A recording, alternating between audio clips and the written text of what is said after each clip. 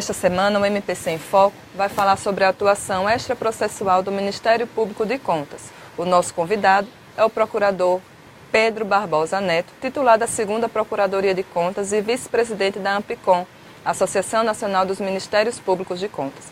Bem-vindo ao nosso programa, doutor Pedro. Muito obrigado, Andressa. Para mim é enorme satisfação estar aqui com todos vocês. Doutor Pedro, o Ministério Público atua junto aos tribunais de contas. Gostaria que o senhor explicasse um pouquinho como funciona essa atuação do Ministério Público de Contas fora dos processos. Certo. Essa atuação do Ministério Público extraprocessual é uma atuação que advém da necessidade de conferir celeridade à resolução de conflitos, né? É uma decorrência do direito administrativo moderno, em que se reconhece a limitação do Poder Judiciário para dar cabo com celeridade, agilidade às soluções de conflitos que lhes são submetidas e atribuem a determinados órgãos públicos, dentre eles o Ministério Público de Contas, mecanismos de solução negocial de conflitos. Dentre eles nós temos o termo de ajuste de conduta, que é propriamente dito é algo que tem uma essência mais negocial, e temos também a recomendação, que apesar de não ser um instrumento negocial, mas também é um instrumento posto à disposição do Ministério Público na sua atuação extraprocessual, a fim de acelerar da eficiência a solução dos litígios que são submetidos. Em que caso a recomendação ela é utilizada? Então, a recomendação ela pode ser utilizada em qualquer caso. Não há limitação à exaração de uma recomendação pelo mesmo Ministério Público. O que há de ser feito é avaliado a existência de alguma irregularidade que dê suporte à recomendação ministerial. Por exemplo, nós fizemos em 2014 uma recomendação sobre implementação dos portais de transparência, né? É sabido que a lei de responsabilidade fiscal, né, através de uma emenda, implementou a necessidade né, a formulação de portais de transparência no âmbito dos municípios, estados, União Federal também. E com base nesse regramento jurídico legal, observando o não atendimento a essa disposição legal, o Ministério Público ofertou recomendação para a grande maioria dos municípios alagoanos. Isso foi em 2014, à época eu era procurador-geral, e foi uma recomendação, inclusive, fruto de uma atuação conjunta entre os demais órgãos públicos, o Ministério Público Federal, o Ministério Público de Contas e o Ministério Público Estadual. Era isso que eu ia perguntar ao senhor. Essa atuação extraprocessual também pode ser feita em conjunto com outros órgãos, como o senhor bem citou agora, Ministério Público Federal, Ministério Público Estadual. Isso, é salutar, Andressa, que assim seja feito. Por quê? Porque cada parquê tem um espectro de atribuição. Nesse exemplo prático que eu estou te colocando, por exemplo, a recomendação. A recomendação ela não é de atendimento compulsório, é importante que isso que fique claro, certo? O Ministério Público ele adianta o seu posicionamento, identifica alguma irregularidade e passa para o gestor. Gestor, se adeque, lhe dou prazo para você se manifestar e se adequar. Caso a recomendação não seja atendida, é que precisam ser adotadas medidas coercitivas. E aí entra a importância da atuação conjunta. Por quê? Porque, por exemplo, aqui no Tribunal de Contas do Estado, a competência, por exemplo, do Ministério Público de Contas, ela está vinculada à competência material constitucional dos Tribunais de Contas. Então, havendo o descumprimento de uma recomendação conjunta do MPC, MPE e MPF, o MPC adota providências no âmbito do Tribunal de Contas, certo? Representando, né, pedindo o ressarcimento ao erário, se constatado dano, pedindo a aplicação de multa, pedindo rejeição de contas. Então veja que os efeitos são diversos. O MPF, por exemplo, tratando-se de caso a matéria tenha deslocamento para a Justiça Federal, fique evidenciada a competência federal, o MPF teria competência para ajuizar a ação de improbidade administrativa, que o MPC não tem. E assim por diante. Então, cada parquet tem um espectro de atribuição que zela por uma ordem jurídica específica. Cada Ministério Público vai atuando na sua área. Na sua área. E com isso, né, você tem assim, um controle mais efetivo e maior sobre os atos da administração pública. Quais os benefícios, doutor Pedro, dessa atuação conjunta entre vários órgãos? Dá mais força para se... Como é que eu posso dizer? Para se reaver o dano? Sim, eu acredito que sim. Veja, o ideal é sempre haver uma sinergia entre os órgãos de controle, né? E não falo somente em relação aos órgãos do Ministério Público, né? Eu falo também em relação, por exemplo, à Controladoria Geral da União, que muito nos fornece relatórios feitos nos municípios. Então, o Ministério Público de Contas, por vezes, e melhor dizendo, várias vezes, se vale de relatórios feitos, de auditorias feitas pela CGU nos municípios alagoanos, que dão suporte à realização de representações no tribunal para que seja feito o ressarcimento dos danos, para que seja aplicada a multa ao gestor faltoso, para que subsidie uma melhor análise das contas de gestão ou de governo do ente jurisdicionado. Então, coisa que a CGU não poderia fazer. Então, se cada um cumpre seu papel e age de forma conjunta e com a sinergia, o resultado entregue à população é muito maior. A possibilidade de se atender, de preservar o interesse público é muito maior.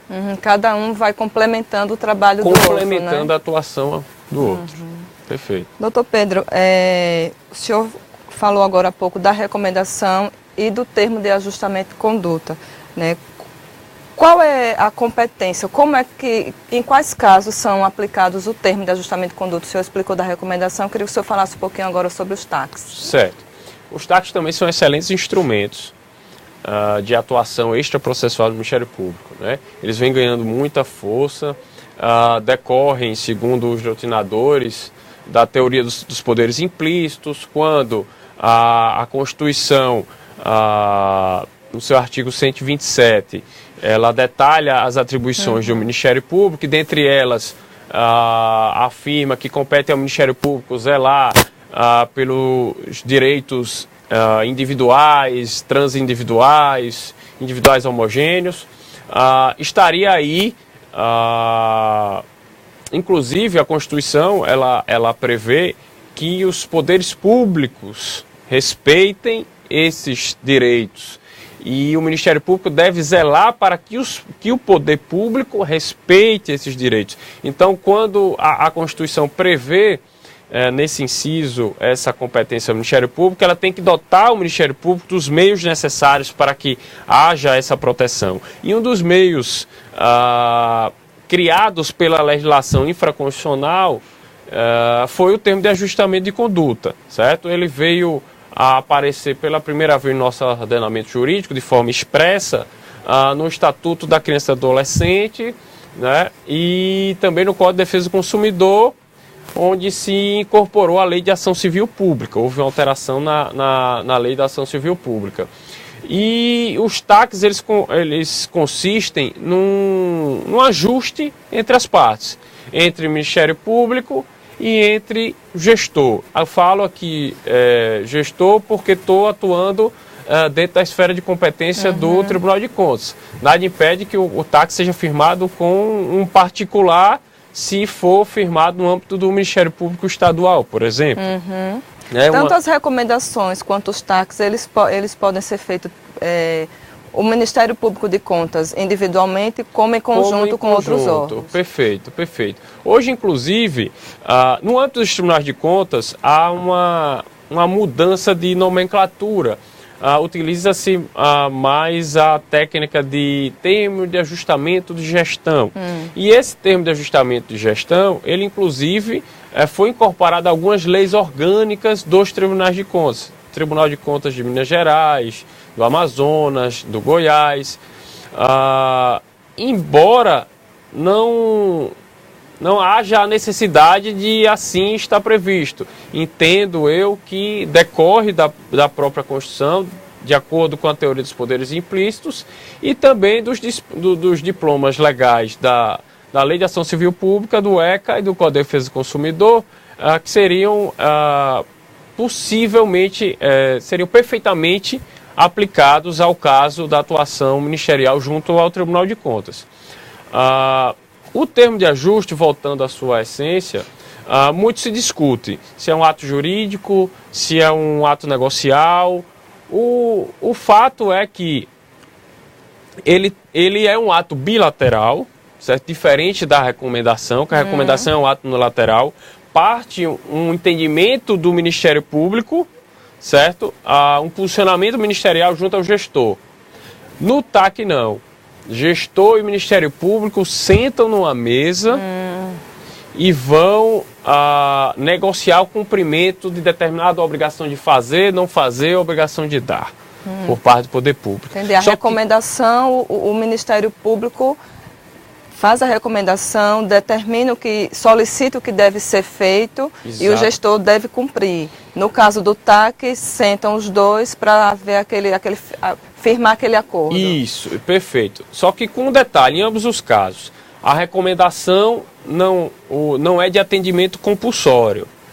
O Ministério Público firma seu entendimento, alerta o gestor, ela tem inclusive uma função preventiva muito grande, porque ela, como não tem atendimento compulsório e não visa sancionar o gestor, isso é importante, ela tem uma função preventiva e orientativa muito grande, certo? Porque ela assinala um prazo para que o gestor cumpra aquele entendimento, para que ele se manifeste se vai cumprir ou não. Caso não haja o cumprimento, o Ministério Público adota soluções coercitivas, né? Que seria uma representação no Tribunal de Contas, visando que o tribunal determine que o gestor assim o faça. Mas para isso precisa de todo um processo. O Tribunal de Contas precisa entender da mesma forma que o Ministério Público entende, com direito a contraditório, ampla defesa, enfim, todas as garantias de um processo administrativo. No termo de ajuste também há um detalhe importante. Qual é? Embora seja propriamente, é um ato bilateral, embora haja de fato um ajuste entre as partes, uma negociação entre as partes, há um limite para isso. Por exemplo, a lei de ação, a lei de improbidade administrativa não permite que seja firmado um termo de ajuste quando presente um ato de improbidade. Então, na prática de um ato de improbidade pelo gestor, não é possível firmar TAC, certo? Tem um outro limite. Como se tratam sempre de direitos indisponíveis, o Ministério Público, quando ele senta com o gestor para firmar um TAC, um termo de ajuste de gestão, ele não pode negociar a aplicação do direito. Então, a aplicação do direito ela é cogente. O Ministério Público não negocia a aplicação do direito. O que o Ministério Público senta para definir com a parte é o quê? Gestor, você reconhece que deve se adequar e fazer determinada ação? Vou fazer, Ministério Público, me dê o prazo de tantos dias. Enquanto esse acordo estiver vigente, o Ministério Público fica impedido de entrar com ação visando responsabilizar o gestor. É essa a única negociação permitida ao mesmo Ministério Público. Mas flexibilizar o direito num ajuste de conduta não é permitido. E após esse prazo, o Ministério Público... Aí o Ministério Público está livre para adotar as providências necessárias caso haja o descumprimento do gestor. E nós tivemos aqui no Ministério Público de Contas exemplos exitosos de termo de ajuste de conduta, e dentre eles eu destaco, que me vem à memória agora, um termo de ajuste de conduta com a CEMED, com o município de Maceió, para a realização de concurso público na área da educação. O que foi feito um TAC conjunto, Ministério Público Estadual, Ministério Público de Contas, com a secretária da Educação, Municipal da Educação, doutora Ana Deise, e também com o prefeito Rui Palmeira. Doutor Pedro, só para a gente finalizar, qual é o prazo do TAC, da vigência do TAC, até o gestor ter aquele prazo para cumprir então, o que foi acordado? O prazo do TAC é negocial. O Ministério Público e o gestor vão negociar. Não é uma coisa fechada? Não, é negociado. Vai depender das circunstâncias do caso concreto, da necessidade de reparação daquela conduta que está sendo debatida e ajustada mediante o termo, né? Mas não há um direcionamento legal no que pertine ao prazo. No caso da recomendação, já há esse prazo firmado? O Ministério Público também fixa o prazo. Ele fixa o prazo. Ok, então, doutor Pedro, muito obrigada pela participação do senhor. O espaço está aberto para as últimas considerações. Eu que agradeço, Andressa. Inclusive, fiquei muito feliz com o convite, a iniciativa maravilhosa, né, da criação do programa MPC em Foco, e estou à disposição para contribuir no que for necessário. Nós vamos nos encontrar nos próximos programas, com certeza. Com certeza, estarei a postos. Obrigada mais uma vez pela participação. O MPC em Foco desta semana está terminando aqui. Acompanhe o Ministério Público de Contas nas redes sociais, Twitter, Instagram e Facebook. E também no nosso site, www.mpc.al.gov.br. Até um próximo programa.